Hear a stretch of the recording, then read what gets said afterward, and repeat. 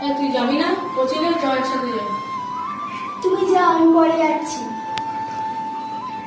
তুমি বাবাকে কামের কথা বলনি? না, আমি কিছু চাইনি।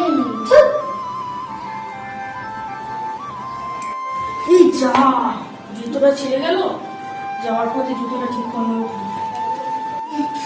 এইভাবে জুতোটা আর কতদিন চালাবে? এবার একটা নতুন জুতো কিনে নাও। সামনের মাসে বেতন পেলে আমি ঠিক জুতো কিনবো।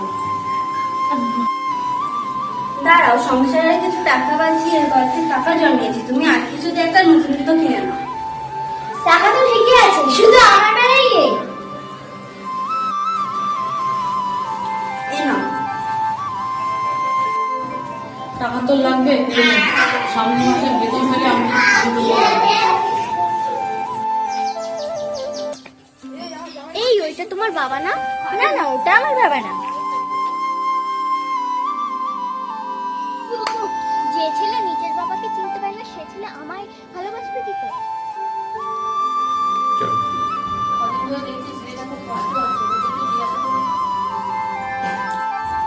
এই বয়সের ছেলে এখন কত ধরনের জামা প্যান্ট পরে। এইভাবে আর কতদিন চালাবেন? 3 বছর তো কেটেই গেল।